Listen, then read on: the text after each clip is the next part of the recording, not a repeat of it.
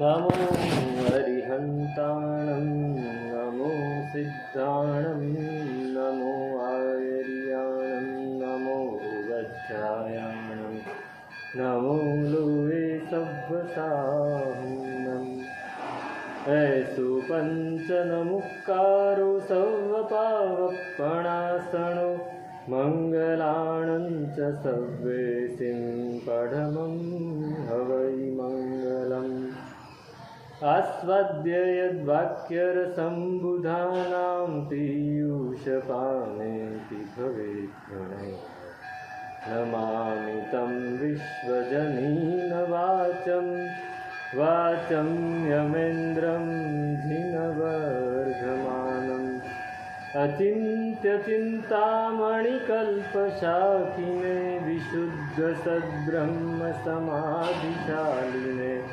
दयार्णवायार्थिप्रदायिने सतां नमो नमः श्रीगुरुनैमिषूरये नमो नमः श्रीगुरुनैमिषूरये नमो नमः श्रीगुरुनैमिषूरये।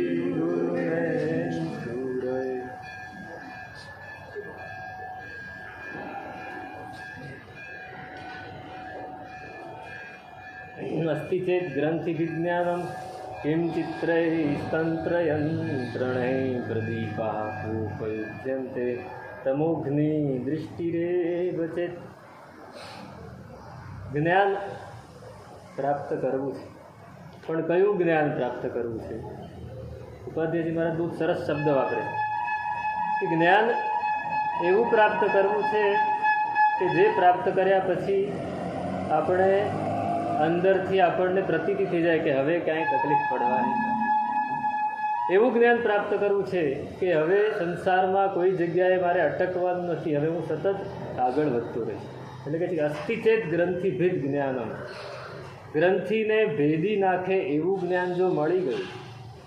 ગ્રંથિઓ આપણે સતત બાંધતા હોઈએ છીએ, આપણે સતત ગાંઠો બાંધતા હોઈએ છીએ. સારું લાગ્યું તો રાગની ગાંઠ બાંધી, ખરાબ લાગ્યું તો દ્વેષની ગાંઠ બાંધી. સાચું લાગ્યું સાચું હોય કે નહીં ખબર નથી, સાચું લાગ્યું તો રાગની ગાંઠ બાંધી દીધી, ખોટું લાગ્યું તો દ્વેષની બાંધી દીધી, ગમ્યું તો રાગની ગાંઠ બાંધી દીધી, ન ગમ્યું તો દ્વેષની ગાંઠ બાંધી દીધી. એક કે એક વસ્તુમાં આપણે સતત ગાંઠો બાંધ્યા જ કરીએ છીએ. કોઈ વ્યક્તિ આવીને આપણને એની સાથે અનુકૂળ ના આવ્યું તો આપણે બાંધી દીધું ગાંઠ કે હવે આની સાથે કોઈ દિવસ બેસવું નહીં.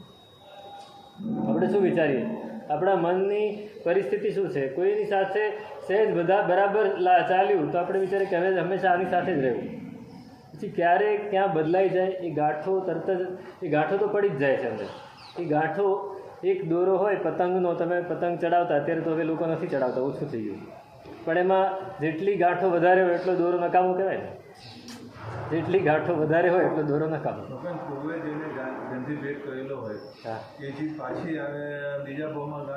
ના, જેને ગ્રંથિભેદ એકવાર કરી દીધો છે એ ગાંઠ નહીં બાંધે. એને ખ્યાલ આવી ગયો છે કર્મના વશે એ ક્યારેક કર્મ બાંધી દે અને એને અનંતકાળ સુધી ભમવું પણ પડે સંસારમાં, એવું કંઈ નથી. પણ જે ભાવ પહેલાં હતો ગ્રંથિભેદ પહેલાં, એવો ભાવ ઉત્કટ તો આવે નહીં. ઉત્કટ તીવ્ર ભાવે રાગ દ્વેષ વગેરે ન થાય, સામાન્ય ભાવે થાય. એને લીધે સંસારમાં ભમવું પણ પડે. પણ મોટા ભાગે એવું ક્યારેક અપવાદરૂપ જ બને કે એને સંસારમાં ભમવવું પડે. મોટા ભાગે તો એ સંસાર જલ્દીથી ખપાવીને બહાર નીકળે.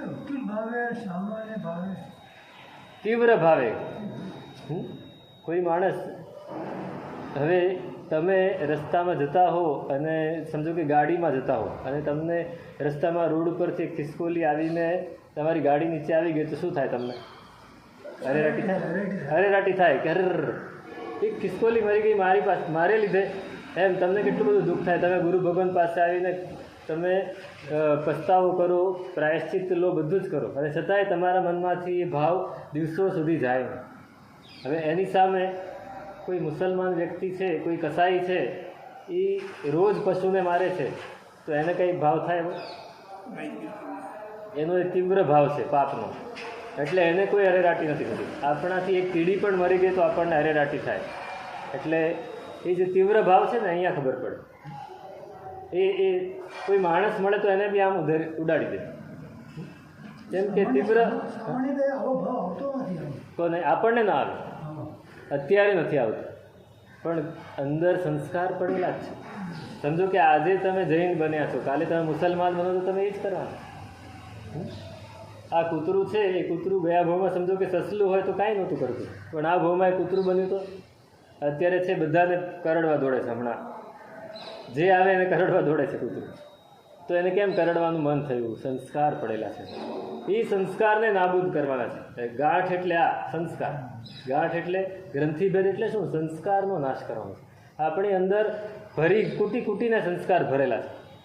આજે જે સંસ્કાર આપણને એમ થાય કે હવે તો આ નાબૂદ થઈ ગયા, હવે તો એકદમ શાંત થઈ ગયા, અને ક્યારે ઊભા થશે એ ખબર નથી. એને પૂરેપૂરા સાફ કરવા પડે. એનું સહેજ પણ અંદર બીજ રહી ગયું તો વળી પાછા ઉગશે. તો એ ગાંઠોને આપણે છોડવી છે, ગાંઠોને તોડવી છે. એની માટે એ ગાંઠોને તોડી શકે એવું જ્ઞાન જોઈએ. ગાંઠોને તોડી શકે એવું સામાન્ય જ્ઞાન એમાં નહીં ચાલે. કાલે જ મેં કહ્યું હતું કે પેલી લોઢી છે તપેલી, એની પર પાણીના છાંટા નાખતા જાઓ તો કાંઈ એ ગરમમાંથી ઠંડી નહીં થાય. એને ગરમમાંથી ઠંડી કરવી હોય તો પાણીનો આખો જગ ભરીને ઢોળી દેવું પડે, ત્યારે એ લોઢી ઠંડી થાય. તો એ તપેલી ભૂમિ છે, એમાં જોરદાર વરસાદ પડે તો એ ભૂમિ ઠંડક પામે. એક થોડા છાંટા પડી જાય તો કાંઈ નહીં થાય, ખબર જ નહીં પડે વરસાદ આવ્યું કે નહીં આવ્યું. બરાબર જોરદાર તડકો ધોમ ધકતો તડકો પડતો હોય અને થોડોક વરસાદ પડે તો થોડી 2-5 મિનિટમાં તો બધું સુકાઈ ગયું, ખબર જ ના પડે કે આજે વરસાદ પડ્યો. એવી આપણી હાલત છે. અંદર એટલું બધું ભરેલું છે. એક તળાવ સમજુ, ગામડાની અંદર તળાવ હોય ને, અમે તો રોજ વિહાર કરતા હોઈએ અને તળાવ જોતા હોઈએ. આમ સવારે ઉઠીને તળાવ જોઈએ ને તો એકદમ ચોખ્ખું લાગે, કેટલું નિર્મળ છે, સાવ શાંત અને ચોખ્ખું. અને એ જ તળાવ તમે બપોરે જુઓ તો આખું ડોળાયેલું હોય, કેમ કે એની અંદર ભેંસોએ જઈને નાહી હોય, એની અંદર લોકોએ કપડાં પણ ધોયા હોય, એની અંદર વાસણ પણ ધોયા હોય, બધું જ કર્યું, પાણી ભર્યું હોય, બધું કર્યું, એટલે પાણી બધું ડોળાઈ ગયેલું હોય. અંદરથી મેલ બધું જ બહાર, મેલ અંદર જ પડેલો છે. ક્યાં છે? અંદર પડે છે. લોકો નાય એટલે તો જરીક મેલ ગયો, પણ એની અંદર જે અનંતકાળથી પડેલો છે એનું શું? અંદર પડેલું છે. અંદર પથ્થર પડે ને ત્યારે જ ખબર પડે કે અંદર કેટલું છે. તો એ ગ્રંથિનો જ્યારે ભેદ કરી નાખે એવું જ્ઞાન આપણને જોઈએ છે. કયું જ્ઞાન?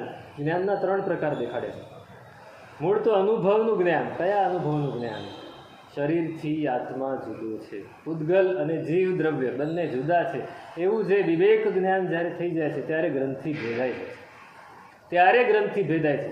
સમ્યક દર્શન, સમ્યક જ્ઞાન, સમ્યક ચારિત્રને અજવાળનારું નિર્મળ પરિણતિવાળું જ્ઞાન જ્યારે આવે ત્યારે, ત્યાં સુધી તો આપણે આ મારું ને આ તારું, આ હું ને આ તું એમ જ કર્યા કરવાના છે. અહમ મમેથી મંત્ર, ત્યાં સુધી મોહમાં જ આપણે ફસાયા કરવાના છીએ. તો 3 પ્રકારના જ્ઞાન છે. એક વિષય પ્રતિભાસ જ્ઞાન, બીજું આત્મપરિણતિ જ્ઞાન, અને ત્રીજું છે તત્વ સંવેદન જ્ઞાન. પહેલાં મેં કહ્યું શ્રુત જ્ઞાન, ચિંતા જ્ઞાન અને ભાવના જ્ઞાન. એ જ રીતે અહીંયા આ આત્માના આ સમ્યક્ત્વ પામવાની ભૂમિકામાં 3 જ્ઞાન દેખાડ્યા.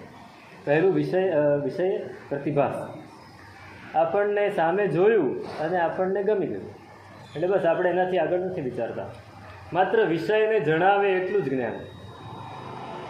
ધ્યેયોપાદેયનો વિવેક ન કરાવે.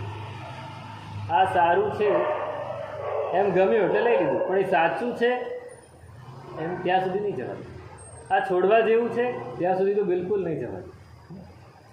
નાનું બાળક છે, એને કોઈ વસ્તુ ગમી ગઈ એટલે એ જીદ કરશે. શું કરશે? આ મને અત્યારે ને અત્યારે જોઈએ. એના પપ્પા મમ્મી પાસે જીદ કરશે. એના પપ્પા મમ્મીને ખબર છે કે આ વસ્તુ એને આપશું તો એની તબિયત બગડશે, આ વસ્તુ એને આપશું તો એનું મન બગડશે, આ વસ્તુ એને આપશું તો એના સંસ્કાર બગડશે. એને આપવા જેવું નથી, પણ એ બાળકને ખબર છે એવી. બસ આપણે એવા જ છીએ. આપણે એવા જ છીએ. જ્ઞાનીઓને આપણે માટે એમ થાય છે કે આ વસ્તુ એને મળે તો તકલીફ પડે એવું છે, એટલે જ્ઞાની આપણને સમજાવ્યા કરે છે, પણ આપણે માનતા નથી. મારે તો એ જ જોઈએ, મારે તો આ જ જોઈએ, મારે તો આવું જ જોઈએ ને આ તો ન જ જોઈએ. આપણને કહે છે તમે તપ કરો, તો તપ તો સાહેબ ના થાય, તપ તો ના થાય, આ તો ના થાય, આવું તો ના થાય, આટલું તો કેવી રીતે થાય? એમ આપણે જ્ઞાની ભગવંતોને કહીએ. અને જ્ઞાની ભગવંત કે આ ન કરો સાહેબ, એ તો કરવું જ પડે ને, સંસારમાં રહ્યા છીએ એટલું તો કરવું જ પડે ને. આપણે દરેક જગ્યાએ દલીલો કર્યા કરીએ, એટલે એ વિષય પ્રતિભાસ જ્ઞાન, સામે જેવું આવ્યું એવું એને જોઈ લીધું, પછી એના વિશે કોઈ વિચાર નથી કરતા. પેલા ખબર જ નથી હોતી આપણને.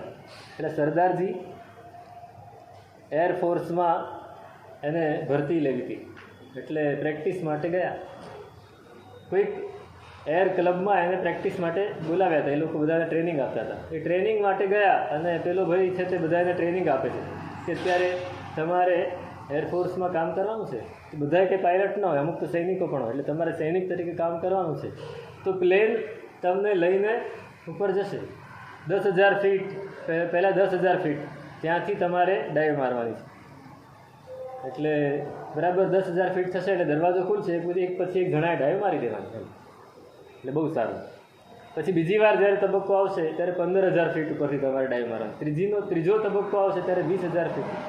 પણ બરાબર ધ્યાન રાખવાનું કે 2,000 ફીટ કે 1,500 ફીટ બાકી રહે ત્યારે પેરાશૂટ ખોલી નાખો. એટલે સરદારજી કહે એમ પેરાશૂટ પણ મળશે. શું કહે છે સરદારજી? પેરાશૂટ પણ મળશે. એનો અર્થ શું? કે એને ખબર જ નથી કે પેરાશૂટથી કૂદવાનું છે એમ. એ તો કે કૂદી જવાનું એટલે કૂદી જવાનું, જીવ તો રહે માણસ ના. આ વિષય પ્રતિભાસ જ્ઞાન છે. કોઈ દિવસ આગળનું આપણે વિચારતા નથી. આપણે જે શાસ્ત્રી દાખલો આવે છે કે બિલાડીને દૂધ દેખાય છે પણ એની પાછળ પેલો માણસ દંડો લઈને ઊભો છે દેખાતો નથી. આ વિષય પ્રતિભાસ જ્ઞાન. બીજું છે આત્મપરિણતિમત જ્ઞાન, વિવેક પ્રગટે. આત્માની પરિણતિ વાળું જ્ઞાન. એમાં એને ખ્યાલ આવી જાય કે આ હું જે કરું છું એ ખોટું છે, હું આનાથી જુદો છું, આ એ હું નથી. હે ઉપાદે એ બધું એને સમજાય છે. હું આત્મા છું, હું આ શરીર નથી, એવું એને ખ્યાલ આવી જાય છે. એને અંદરથી અનુભવ હજી થયો નથી પણ એને ખ્યાલ આવી ગયો છે. બૌદ્ધિક સમજ એટલી બધી એની ઊંડી છે કે એને ખબર પડી જાય છે કે આત્મા અને પૂતગલ બંને જુદા છે અને એ પોતે એ જ રીતે કામ કરતો હોય છે. શરીર અને આત્મા જુદા છે એનો અનુભવ એને થાય છે, ચોખ્ખો થાય છે, સ્પષ્ટ થાય છે, પણ બૌદ્ધિક, આનુભવિક નહીં. પોતાના આત્માને જે અનુભવ થવો જોઈએ એવો અનુભવ નથી થતો. એટલે એને શું થાય છે? એને લીધે એનું આચરણ એ પૂર્ણ થતું નથી. એને ખ્યાલ આવી ગયો કે આ ખોટું છે, આ ન જ કરવું જોઈએ. એટલે એને લીધે શું થશે? એ ગાંઠ નહીં બાંધે. આત્મપરિણતિમત જ્ઞાન છે એ ગાંઠ બાંધવા નહીં દે. જ્યારે વિષય પ્રતિભાસ જ્ઞાન શું કરશે? ગાંઠ બંધાવશે. તો આત્મપરિણતિમત જ્ઞાન એમાં એને અંદરની પ્રતીતિ એકદમ સ્પષ્ટ છે પણ આચરણ એનું ઓછું વધતું હોય, એટલે આત્મપરિણતિ. ચોથા ગુણસ્થાનક સુધીની આ પરિણતિ. પછી જ્યારે તત્વ સંવેદન જ્ઞાન આવે એટલે એને અંદરથી અનુભવાય કે આ સંસારમાં હું ફક્ત મહેમાન છું. પેલા યહૂદી ધર્મના એક ધર્મગુરુ, એ ધર્મગુરુ પોતાને જે આવાસ સ્થાન આપ્યું હતું એમાં એ રહેતા હતા. એમાં એક દિવસ કોઈક મહેમાન આવ્યો અને એમના ઘરે રહ્યા કે ભાઈ મારે, એમના સગાવાલા હતા કે મારે 3-4 દિવસ તમારે ત્યાં રહેવું છે, તો ચાલો રહો. રહ્યા. ઘરે આવીને જોયું તો ઘર આખું, ક્યાંય કોઈ ફર્નિચર નહીં, ક્યાંય કોઈ પલંગ નહીં, કોઈ ખુરશી નહીં, વાસણ કુસણ પણ બહુ ઓછા, પથારી માટે થોડાક જે કપડાં હતા એ સિવાય બીજું કંઈ હતું એ હતા. અરે તમે આ બધું ફર્નિચર નથી વસાવ્યું, સોફા પલંગ કાંઈ જ નથી, તમે રહો છો કેવી રીતે? ગૃહસ્થી ધર્મગુરુ છે, તમે રહો છો કેવી રીતે? તો કે તમે અહીંયા આવ્યા છો, તમે કંઈ સોફા પલંગ વગેરે વસાવ્યું નથી? તો કે સાહેબ હું તો મહેમાન છું. તો કે હું મહેમાન છું, આ સંસારનો હું પણ મહેમાન છું. આજે રહેવાનું છે, કાલે નથી રહેવાનું. આપણને લાગે છે આપણે મહેમાન છીએ, આપણે તો કાયમ રહેવાના છે. કાયમ રહેવાના છીએ. બસ આ જે અનુભવાય એવું તત્વ સંવેદન જ્ઞાનમાં પૂરેપૂરું અનુભવાય. તમે આ કપડાં પહેર્યા છે એ કપડાથી તમારું શરીર જુદું છે, અનુભવાય છે કે નથી અનુભવતું? કપડું ક્યાંક ભરાઈને ફાટે તો તમને દુઃખ થાય છે? કપડું ફાટે એવું દુઃખ થાય, બરાબર છે. આ કપડું ફાટી ગયું, હવે હું કેવી રીતે જીવીશ એવું થાય છે ને? શરીરમાં કંઈ વાગ્યું તો દુઃખ થાય. જલ્દી દેખાડી દો ડૉક્ટરને. ક્યાંક પાકી ગયું તો, ક્યાંક આ થઈ ગયું તો, ક્યાંક તે થઈ ગયું તો આપણે તરત જ દોડીએ. પણ કપડું ફાટે તો? જેમ કપડાથી આપણું શરીર અલગ છે એ આપણને પૂરેપૂરી ખાતરી છે, એ જ રીતે શરીરથી આત્મા અલગ છે એ પૂરેપૂરી ખાતરી થાય. એ તત્વ સંવેદન જ્ઞાન. એ કયું જ્ઞાન? તત્વ સંવેદન. એ ગ્રંથિનો ભેદ કર્યો. એ તત્વ સંવેદન જ્ઞાન જ્યારે પ્રગટે છે તો પછી શું કરવાનું? એ તત્વ સંવેદન જ્ઞાન કોને હોય? નિર્મળ ચારિત્રવાળા મુનિ ભગવંતો, જે દેશવૃત્તિ ને સર્વવૃત્તિમાં ખૂબ આગળ વધેલા છે એવા નિર્મળ ચારિત્રવાળા મુનિ ભગવંતો અથવા શ્રાવકો, એને આ તત્વ સંવેદન જ્ઞાન હોય છે. 5મેથી માંડીને 7મા ઉઠા પછી તો આગળ હોય, પણ શરૂઆત 5માંથી 5મે 6 શરૂઆત થઈ જાય. તો એ જ્ઞાન જ્યારે આપણી અંદર પ્રગટી જાય છે ત્યારે એને ગ્રંથિને ભેદ કરવાવાળું જ્ઞાન કહેવામાં આવે છે.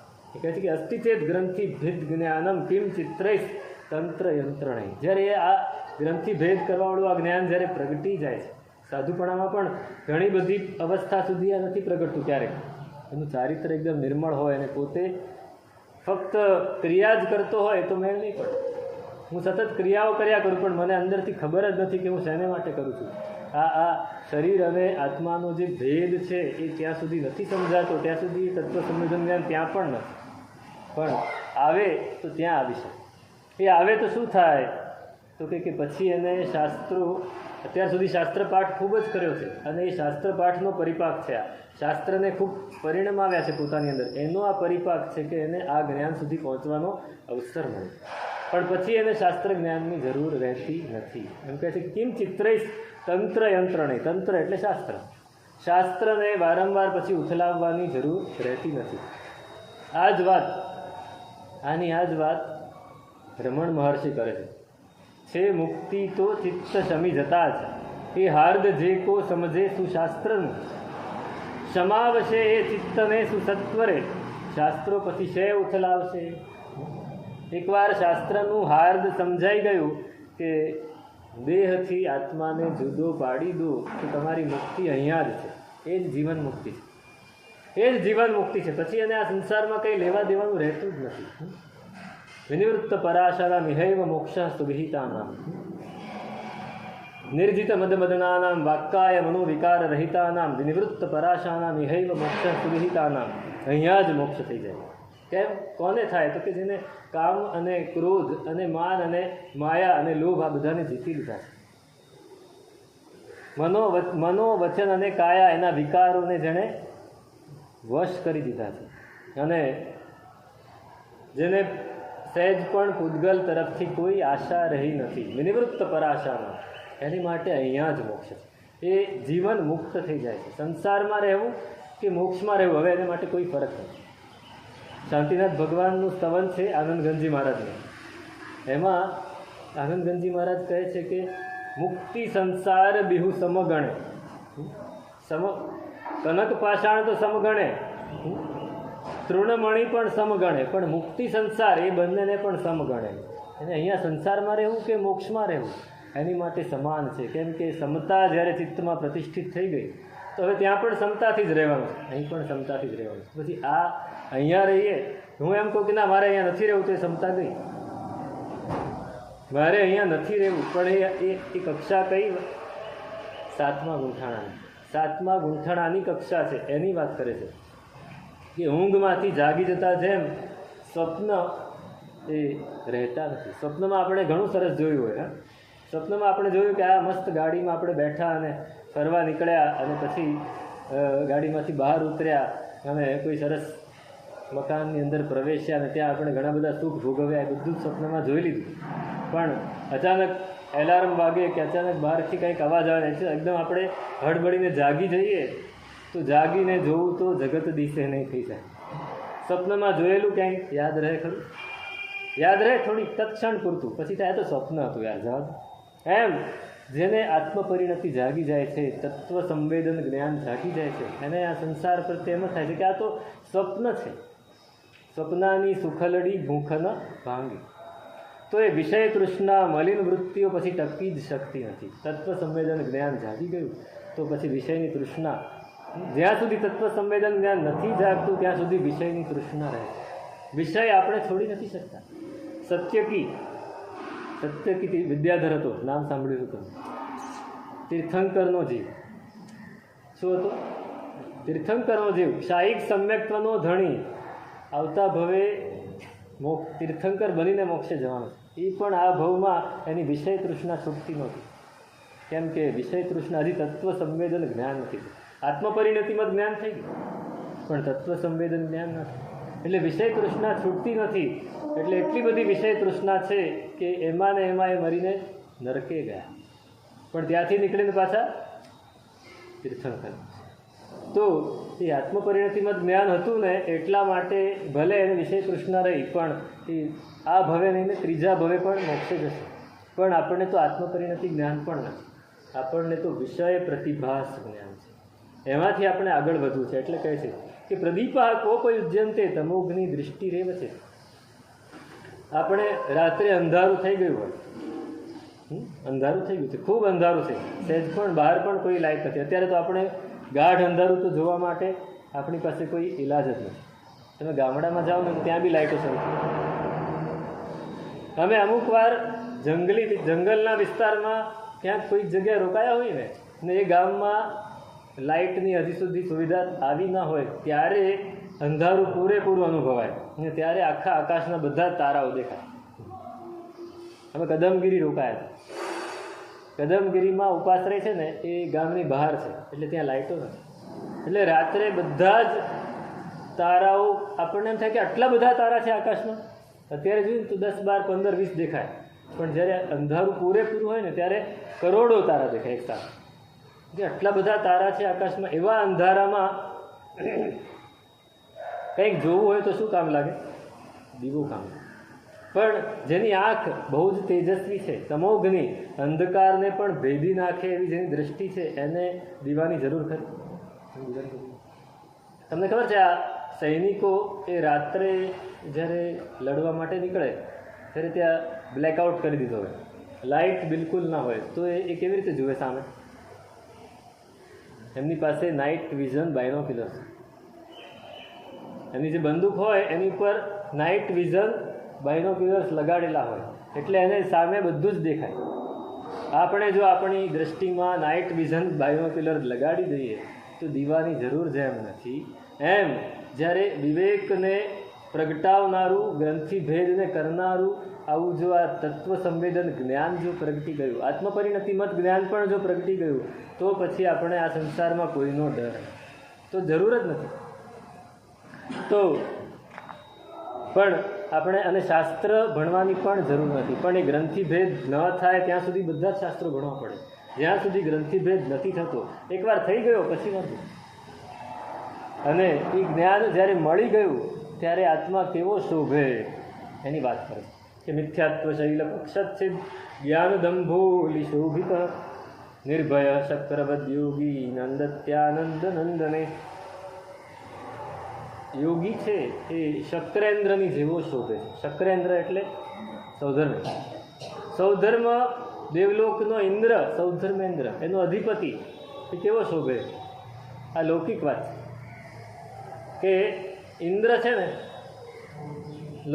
લૌકિક જે કથાઓ આવે છે, ઉપનિષદો કે પુરાણો કે એની અંદર જે વાતો આવે છે તેની આ વાત છે કે ઇન્દ્ર પોતાના રાજ્યમાં એટલે દેવલોકમાં ખૂબ સારી રીતે જીવે છે, પણ હંમેશા એ નીચે ધ્યાન રાખતું કે કોઈક વ્યક્તિ વધારે શક્તિશાળી નથી થઈ ગઈ ને, કોઈ વ્યક્તિ વધારે સાધના નથી કરતી ને. જેમ વિશ્વામિત્ર બહુ જ સાધના કરતા હતા તો ઇન્દ્રને ડર લાગી ગયો કે આ કાલે મને પછાડીને હા ઇન્દ્ર સિંહાસને પડાવી લે, એટલે એમણે બધી અપ્સરાઓને મૂકી, મેનકાને. એવી રીતે ધ્યાન રાખતા જ હોય. એમાં એવું બન્યું કે પર્વતો છે ને, એ પર્વતો આવી રીતે સ્થિર નહોતા એક જગ્યાએ. પર્વતોને પાંખો હતી ને પર્વતો ઉડતા, એટલે પર્વતોને બહુ જ એટલે શક્તિ ઘણી બધી હતી. એટલે પર્વતો ઉડે અને ચારેકોર બધે ફરી વળે, અને કોઈ પણ ગડબડ કરતું હોય, ખોટું કરતું હોય તો એને સજા પણ. હવે પર્વતોમાં એટલી બધી શક્તિ આવી ગઈ કે એમને ગર્વ થઈ ગયો. એટલે એમણે પર્વતોએ વિચાર્યું, પુરાણની વાત છે, કે આપણે ઇન્દ્ર બની જઈશું. હવે આપણી પાસે એટલી બધી શક્તિ કે જો આપણે બધાએ ભેગા થઈને જો આ દેવોની સામે લડીએ ને તો દેવો હારી જાય, અને પછી આપણે ઇન્દ્ર બની જઈશું. કેમ કે આ પાંખો છે ઉડીને ગમે ત્યાંથી દેવલોક સુધી પહોંચી જાય. હવે આવું બધું વિચારે છે, અંદર અંદર સંતલસ ચાલે છે. અને ઇન્દ્ર છે એ સાવધાન છે. શું છે? સાવધાન છે. એ ઇન્દ્ર સાવધાન છે. આ પર્વતોની શક્તિ વધી રહી છે, પર્વતો આટલો ગર્વ કરી રહ્યા છે, ક્યારે મારું સિંહાસન પડાવી લેશે એ નક્કી નથી. તો શું કરવું જોઈએ? શું કરવું જોઈએ? પર્વતોને સ્થિર કરી દેવા માટે શું કરવું જોઈએ? એની પાંખો કાપી નાખવી. તો ઇન્દ્ર પાસે એક શસ્ત્ર છે. કયું? વજ્ર. એ વજ્ર નામનું શસ્ત્ર છે, હંમેશા પોતાની પાસે રાખે છે. ઇન્દ્રએ પોતાના વજ્રને આદેશ આપ્યો, જાઓ બધા એની પાંખો કાપી નાખે. અને વજ્ર નીકળ્યું. પર્વતો હજી કાંઈ વિચારે ત્યાં તો ફટાફટ બધાની પાંખો કપાઈ ગઈ. હવે પર્વત તરફથી ઇન્દ્રને કોઈ ડર રહ્યો નહીં. એટલે હવે ઇન્દ્ર છે એ પોતાનું વજ્ર એની પાસે આવી ગયું. વજ્રને છૂટું ના મૂકે. વજ્રને હંમેશા પોતાની સતત પાસે ને પાસે જ રાખે. અને બીજી વાત, હંમેશા સાવધાન રહે. પર્વતો કંઈક પાછું બીજી ગડબડ નથી કરતા ને, બીજું કંઈક વિચારતા નથી ને, એ પણ ધ્યાન રાખે. એટલે ઇન્દ્ર હંમેશા સાવધાન હોય, પોતાનું શસ્ત્ર હંમેશા પોતાની પાસે જ રાખે અને કોઈને આગળ વધવા દે નહીં. એમ યોગી છે. યોગીને પણ હંમેશા સાવધાન રહેવું પડે. સાધુને પણ હંમેશા સાવધાન રહેવું પડે. જે સાધના કરે છે સાધકને હંમેશા સાવધાન રહેવું પડે. શેનીથી? તો કે મિથ્યાત્વ રૂપી પર્વતથી સાવધાન રહેવું. મિથ્યાત્વના પર્વતને પાંખ આવી ગઈ, પાંખ છે જ. જો એ પાંખથી ઉડીને આપણી પર કબજો મેળવી લે તો આપણું સિંહાસન જતું રહે. આત્મારૂપી ઇન્દ્રનું સિંહાસન જતું રહે. તો પછી શું કરવાનું? તો એની પાંખો કાપી નાખવી પડે. શેનાથી કાપે? આ નિર્મળ જ્ઞાનથી. નિર્મળ જ્ઞાનરૂપી જે વજ્ર છે, સતત ઉપયોગરૂપી જે વજ્ર છે, સાવધાનીરૂપી જે વજ્ર છે, એનાથી આ મિથ્યાત્વના પર્વતની પાંખો બધી જ કાપે. એટલે હવે શું થાય? પોતાનું જ્ઞાનરૂપી વજ્ર એમની પાસે છે અને એ જ્ઞાનને, પોતાના ઉપયોગને સહેજ પણ રેઢું મૂકતા નથી. સતત ઉપયોગમાં રહે છે, સતત અપ્રમત્ત ભાવમાં રહે છે. સહેજ પણ પ્રમાદ આવ્યો તો શું થાય? પ્રમાદુ વૈ મૃત્યુ. ઉપનિષદમાં એવું સૂત્ર છે કે પ્રમાદ એ જ મૃત્યુ છે. આપણે રોજ મરણ પામીએ છીએ. પેલું મરણ તો આવશે ત્યારે આવશે, એ તો શરીરનું, પણ આપણે મનથી રોજ મરણ પામીએ છીએ. કેમ કે પ્રમાદ કરતા. એ પ્રમાદ એને યોગી પોતાની પાસે ફરકવા દેતા નથી અને સતત અપ્રમત્ત રહે છે. એટલે મિથ્યાત્વને છેદી તો નાખ્યા, એની પછી પણ મિથ્યાત્વ પાછું ઊભું નથી થઈ જતું ને, મિથ્યાત્વ પાછું આપણા મનમાં પ્રવેશી નથી જતું ને, એનું ધ્યાન રાખી અને પછી યોગી અપ્રમત્ત થઈને વિહરે છે. ક્યાં વિહરે છે? ઇન્દ્ર ક્યાં વિહરે? નંદનવનમાં. ઇન્દ્ર ક્યાં વિચરે? નંદન. ઇન્દ્રના રાજ્યમાં નંદનવન નામનો મોટો બગીચો છે. અલકા એની નગરી છે અને ઇન્દ્રપુરી નામ શું છે? અલકા. અને એની એ નગરીમાં નંદનવન નામનું એક ઉદ્યાન છે. એ ઉદ્યાનમાં હંમેશા પોતાની રાણીઓ સાથે વિચરે. એમ યોગી છે એ આત્મા અને શરીર એનાથી એનો જે ભેદ છે, એ ભેદરૂપી એની માટે આનંદ છે કે હું આત્મા છું, શરીરથી જુદો છું. એનો જે આનંદ છે, આનંદરૂપી નંદનવનમાં એ હંમેશા વિચર્યા કરે છે અને મિથ્યાત્વને એને નાશ કરી નાખે છે. હંમેશા સતર્ક, હંમેશા વજ્ર પોતાની સાથે રાખે, હંમેશા જ્ઞાનનો ઉપયોગ પોતાની પાસે રાખે. મને આ કાલે હું વાંચી રહ્યો હતો, વિચારી રહ્યો હતો, ત્યારે મને એક બહુ જ ખરાબ સરખામણી યાદ આવી કે આજે તમે લોકો શું કરો? સતત ઉપયોગમાં હો. કયા ઉપયોગમાં? મોબાઈલમાં. લોકો સતત મોબાઈલના ઉપયોગમાં હોય. કેટલી મોબાઈલ હંમેશા પાસે ને પાસે, સહેજ પણ જુદો ન પડે. પછી એમાં સહેજ પણ કોઈક મેસેજ આવ્યો કે નથી આવ્યો, રાત્રે કેટલી વાર જાગીને જોતા હોય? આ યુવાનોને પૂછજો. છૂટો પડી જાય, કોઈક સહેજ ભૂલાઈ ગયો, ક્યાંક ખોવાઈ ગયો, તારી બની. હા, અંગ બની ગયું. શરીરનું નહીં, જીવનનું. જીવનનું એક અંગ બની ગયું. શરીરનું અંગ હોય તો ભાઈ વાંધો નહોતો, તો જીવનનું અંગ બન્યું. એમ તમે એમાં જેમ સતર્ક રહો છો, એમ યોગી છે એ સતત અપ્રમત્ત ભાવમાં સતર્ક રહે છે. જ્ઞાનરૂપી વજ્ર હંમેશા પોતાની પાસે રહે છે. તો આ જ્ઞાન કેવું છે કે પિયુષમ સમુદ્રોત્થમ રસાયન મનૌષધમ અનન્યાપેક્ષમ ઐશ્વર્યમ જ્ઞાન માહુર મનીષિના. બહુ સરસ ઉપમાઓ આપી દીધી. આપણા આ શ્લોક છે ને, એ શ્લોક કોઈક રાજા ભોજ જેવાને સંભળાવ્યો હોય ને તો લાખ સોનામાં આપી એવો આ શ્લોક. પિયુષમ અસમુદ્રોત્થમ. જ્ઞાન કેવું છે? પુરાણની ફરીથી વાત. કવિઓ છે ને હંમેશા પુરાણ લઈ આવ્યા. કવિ છે યશોદીજી મહારાજ, કવિ છે, મહાકવિ છે. એટલે પુરાણ ને એવી બધી વાતો, લૌકિક જે કથાઓ છે, બધા કાલ્પનિક કથાઓ, બધાને લઈ આવે વચ્ચે.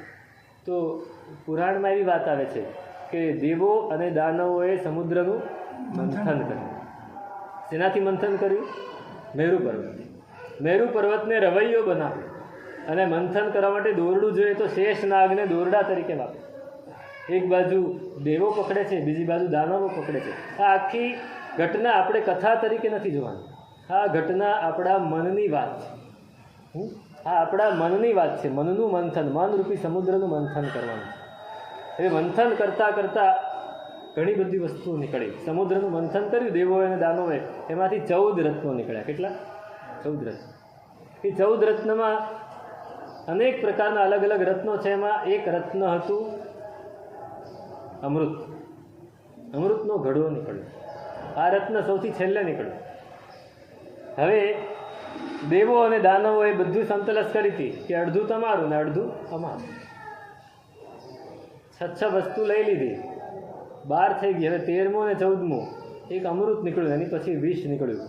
ઓલા કે અમૃત અમે લઈને વિષ તમે લો, ના કે વિષ તમે લો ને અમૃત અમે લઈએ. અંદર અંદર ઝઘડો થઈ ગયો. વિષ લેવા કોઈ તૈયાર નહીં અને અમૃત લેવા માટે બધા જ દોડાદોડ કરે. અને પછી હવે કરવું શું? દેવો વિચારે છે કે જો દાનવ અમૃત લઈ જશે તો આખી પૃથ્વી ઉપર હાહાકાર મચાવી દેશે. દાનવ વિચારે કે દેવો અમૃત લઈ જશે તો આપણને મારી નાખશે. એટલે કોઈ પણ રીતે અમૃત પડાવી લેવું છે અને ઝેર એમને પધરાવી દેવું છે.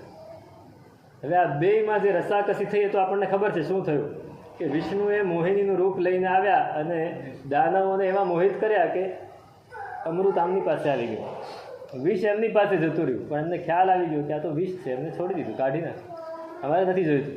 હવે જો એ દુનિયામાં વિષ પડ્યું રહે તો શું કરવાનું? એટલે કોણે પી લીધું? ઘોડા શંભુએ. એમને શંકરે આ ઝેર પી લીધું. બરાબર છે, એમણે પી લીધું. એ વસ્તુ પૂરી થઈ ગઈ. પણ પેલું અમૃત હતું એનું શું થયું? તો કે દેવો પી ગયા એવું લોકો કહે છે. પણ દેવો પી ગયા તો એ દેવો અમર થયા. દેવોને મળી ગયું છતાં એ અમર નથી થયા. કોઈ મનુષ્ય પણ ઘણા બધાએ મહેનત કરે છે. એવી એક વાત આવે છે કે એક માણસ અમૃતની શોધમાં નીકળ્યો. એને બહુ જ શોધ્યું. પછી ઠેર ઠેરે પૂછતો જાય, કોઈને જાણકારી મેળવતો જાય. એક જગ્યાએ પહોંચી ગયો અને ત્યાં એને થયું, ત્યાં કોઈકે કીધું કે ત્યાં અમૃતનો ઝરો છે.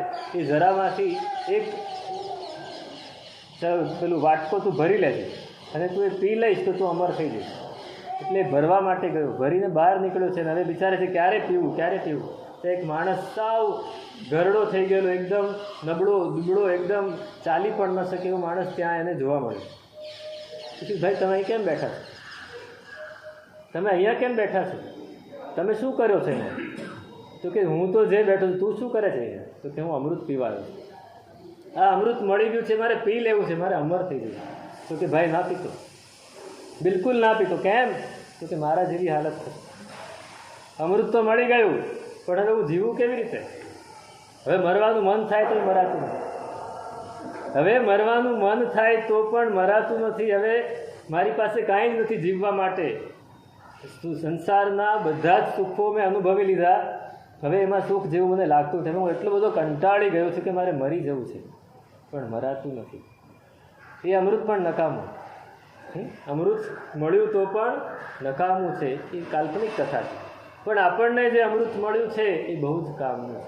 એ આપણને અમર બનાવે. પહેલું અમૃત તો આપણા શરીરને અમર બનાવે, પણ આ અમૃત આપણા આત્માને અમર બનાવે.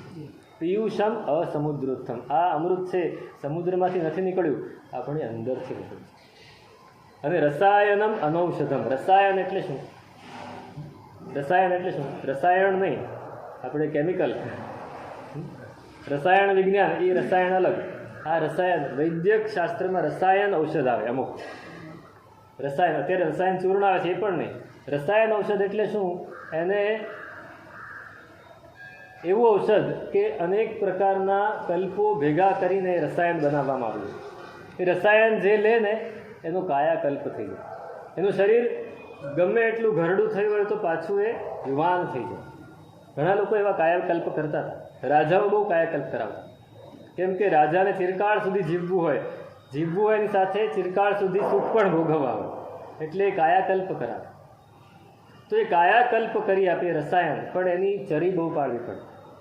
રસાયણ કેવું હોય કે તમે એની માટે એનો આખો એક વિભાગ હોય. એ વિભાગમાં એને સમજાવ્યું કે આ રીતે તમારે આ દવા લેવાય અને એની માટે આટલી ચરી પાડવી પડે, આટલી પરેજી પાડવી પડે.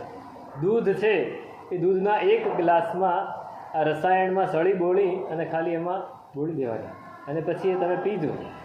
અને જો તમે પરેજી પાળો છો તો તમારું શરીર એકદમ સોના વર્ણું થઈ જાય, અને જો તમે પરેજી નથી પાળતા તો ગુમડા બનીને ફૂટી નીકળે.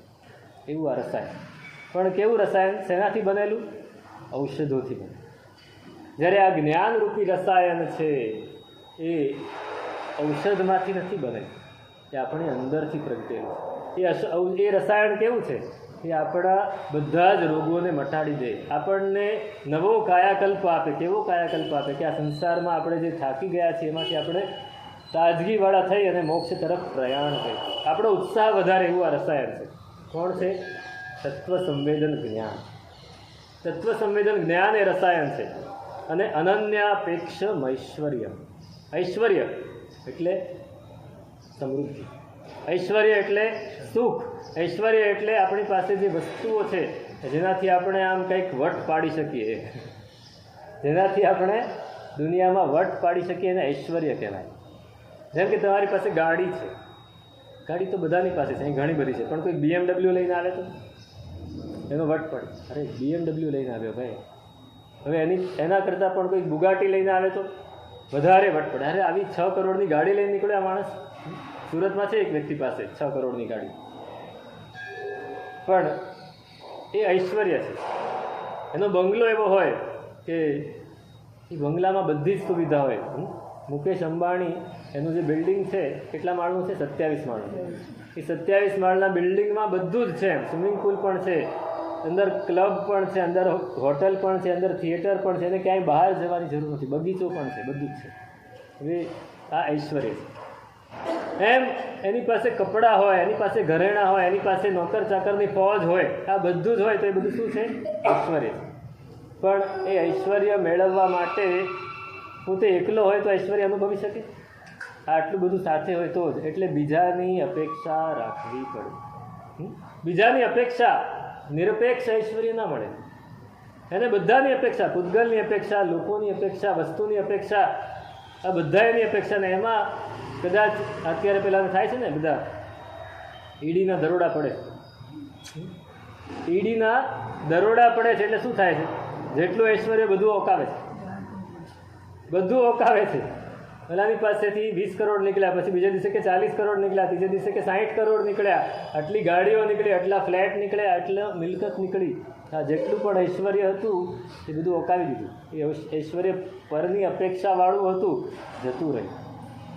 હા, કોઈની અપેક્ષા રાખ્યા વગરનું જે ઐશ્વર્ય છે એ કોઈ દિવસ જવાનું નથી. અનન્યાપેક્ષમ ઐશ્વર્ય. કોઈની અપેક્ષા નથી રાખતું ઐશ્વર્ય. એનું ઐશ્વર્ય જ્ઞાનનું. જ્ઞાનનું ઐશ્વર્ય. પેલા રામસ્વામી નામના એક બહુ મોટા વિદ્વાન હતા, ખૂબ સંશોધન કરેલું, મૈસૂરના પોતે વિદ્વાન. અને એમણે સંશોધન એટલા બધા કરેલા કે એમનું નામ આખી દુનિયામાં પ્રચલિત. હવે મૈસૂરના રાજા હતા જયચામરાજેન્દ્ર વોડેયા. એમને જ્ઞાનમાં ખૂબ રસ, એટલે આ વિદ્વાનોને ખૂબ સહાય કરે, બધાને સપોર્ટ આપે. એને ફરવાનો પણ બહુ રસ. તે ફરવા માટે નીકળ્યા છે અને યુરોપમાં ગયા છે. યુરોપમાં એ જર્મનીમાં પહોંચ્યા અને જર્મનીની યુનિવર્સિટીઓ જોવા ગયા છે કે મારે મૈસૂરમાં જર્મનીની યુનિવર્સિટીઓ બહુ જ વખણાય, કે મારે મૈસૂરમાં જર્મની જેવી યુનિવર્સિટી ઊભી કરવી છે. એટલે ગયા. હવે રાજા છે એટલે એનો વેશ પણ એવો હોય, ઐશ્વર્યવાળા હોય. અને પહોંચ્યા ત્યાં, એની સાથે એટલા બધા માણસો છે. યુનિવર્સિટીમાં ગયા, કેટલા બધા વિદ્વાનો છે, પ્રોફેસરો બધા બેઠા હતા. કોઈ ભણાવતું હતું, કોઈ ચર્ચા કરતું હતું, કોઈ સંશોધન કરતું હતું. એ અંદર ગયા, બધાને જોઈ રહ્યા. કોઈ કે અભિવાદન પણ કર્યું, હાય હેલો એ બધું કર્યું, પણ કોઈ એને ઓળખી ના શકે. હશે કોઈક આ ઇન્ડિયાના કોઈક રાજા હશે કે કોઈક રોયલ ફેમિલીના માણસ છે, એટલું ખ્યાલ આવે. પછી પ્રોફેસરની સાથે કોઈ પ્રોફેસર પાસે ઊભા રહ્યા, બધા ત્યાં ભેગા થઈ ગયા, વાતો કરવા માંડ્યા. એમાં પ્રશ્ન પૂછ્યો, તમે ક્યાંથી આવો છો? તો હું ઇન્ડિયાથી આવું છું. તો દેખાય છે. ઇન્ડિયામાં ક્યાંથી આવો છો? તો કે હું મૈસૂર રાજ્યનો રાજા છું. તો કે કયું મૈસૂર રાજ્ય? રામસ્વામીવાળું. કયું? રામસ્વામી. એટલે પેલો રાજા છે એ આભો બની ગયો, આશ્ચર્ય થઈ ગયું ને કે હું રાજા છું, મૈસૂર જેવા રાજ્યનો રાજા છું ને મને કોઈ ઓળખતું નથી. પણ મૈસૂર રાજ્ય મારાથી નથી ઓળખાતું, રામસ્વામીથી. કોનાથી ઓળખાય છે? રામ. તેનું ઐશ્વર્ય જ્ઞાન. જ્ઞાનનું. હવે સામાન્ય વિદ્વાન છે, રિસર્ચ વર્ક કરવાવાળો છે, સ્કોલર છે, સંશોધન કરે છે, વૈજ્ઞાનિક જેવો છે, તો પણ એનું એટલું બધું, એના જ્ઞાનનું પણ એટલું ઐશ્વર્ય હોય તો પછી જ્યારે તત્વ સંવેદન જ્ઞાન આવે એનું ઐશ્વર્ય કેટલું! અનન્યાપેક્ષમ ઐશ્વર્યમ. એમ મહાપુરુષો કહે છે કે જ્ઞાન આવું છે, તમારે કોઈની પણ અપેક્ષા રાખ્યા વગર તમને ઐશ્વર્ય આપે એ જ્ઞાન. એ જ્ઞાનને મેળવવા માટે પ્રયત્ન કરો. બીજો કોઈ પણ પ્રયત્ન દુનિયામાં કરવા જેવું નથી. આ દુનિયામાં બીજું બધું છે આપોઆપ આવીને મળે ન મળે કાંઈ વાંધો નથી. પુરુષાર્થ શેની માટે કરવાનું છે? કયું જ્ઞાન? તત્વ સંવેદન જ્ઞાન, સમ્યક જ્ઞાન, વિવેક કરાવે એવું જ્ઞાન, તૃષ્ણા બુઝાવે સોહી જ્ઞાન, તૃષ્ણાને આપણી દૂર કરે એવું જ્ઞાન. તો આ જ્ઞાન મેળવવા માટે આપણે એટલો પ્રયત્ન કરવો છે. તો આપણે રાજહંસની કેટેગરીમાં આવશું જો જ્ઞાન મેળવવા માટે પ્રયત્ન કરશું તો. ને જો જ્ઞાન મેળવવા માટે પ્રયત્ન નહીં કરીને સંસારના કાદવમાં જ ફસાયેલા રહીશું તો કઈ કેટેગરીમાં આવશે? અમને પહેલાં જ કહી દીધું છે. એ કેટેગરી આપણે હવે બોલવી નથી. આપણે રાજહંસની કેટેગરીમાં જવું છે તો જ્ઞાનની વાત કરવી છે. હવે જ્ઞાન મેળવ્યા પછી એનો પરિપાક શું, જ્ઞાનનું ફળ શું, એની વાત આગળના અષ્ટકમાં આવે છે. તેનું શું સ્વરૂપ છે? અગ્રે હતી કા આવતીકાલે ચાલે.